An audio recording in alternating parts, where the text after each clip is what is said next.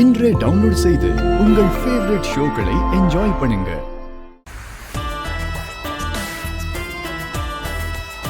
என்னக்கா ஏதோ யோசனையா இருக்க? என்ன விஷயம்? வர வர நம்ம வீட்ல என்ன நடக்குதுன்னே எனக்கு புரியலடி. நீ எதக்கா சொல்ற? கொஞ்ச நாளைக்கு முன்ன என் வளையல் அந்த நவீன் காணாம போன இடத்துல கடந்துச்சு. அப்புறம் என் ரூம்ல இருந்த செல்போன் திடீர்னு காணாம போயிடுச்சு. இப்போ நம்ம வீட்டுக்கு பின்னால ஏதோ மாந்திரீகம் செஞ்ச மாதிரி எலுமிச்சம்பழம் தகடு வெட்டி போட்ட காசுன்னு கிடக்கு.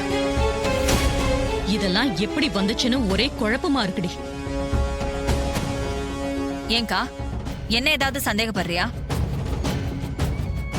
நீ ஏண்டி அப்படி நினைக்கிற? இல்ல, நான் தான் ஒரு ரூமுக்கு அடிக்கடி வரவ, அதனாலதான் கேட்டேன். சச்ச, நான் ஏன் உன்னை அப்படி சந்தேகப்பட போறேன்?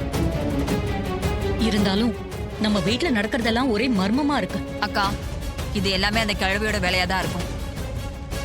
கும்பாபிஷேக ஃபங்க்ஷனுக்கு நீ வரமாட்டேன்னு சொல்லிட்டல, அத மனசுல வச்சுக்கிட்டு உன்னை பழி வாங்குறதுக்காக தான் அந்த கிழவி இதெல்லாம் செஞ்சுட்டு இருக்கோம். செய்யறது எல்லாத்தையும் செஞ்சுட்டு இப்ப நல்ல மாதிரி உனக்கு பதிலா கோயிலுக்குள்ள இறங்குறேன்னு சொல்லிட்டு இருக்கா. அந்த கிழவிய எப்பவுமே நம்பிராதக்கா.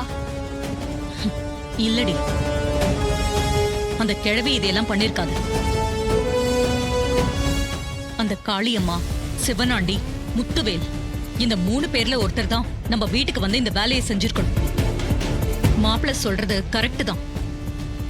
கும்பாபிஷேகத்தை நிறுத்துறது அவங்க எண்ணமா இருந்தாலும் அவங்க அதுல எண்ணையும் சிக்க வைக்க பாக்குறாங்க. அப்படின்னா என்ன? அப்ப யாரோ ஒருத்தர் அவங்களுக்கு ஹெல்ப் பண்ணிக்கிட்டு இருக்காங்க. அந்த ஆள் யாருன்னு கூடிய சீக்கிரமே நான் கண்டுபிடிக்கிறேன்.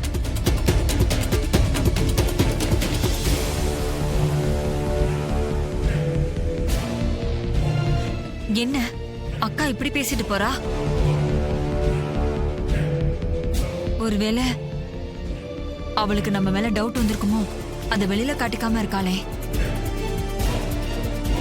எதுக்கும் நீ கொஞ்சம் ஜாக்கிரதையாவே இருக்கணும்.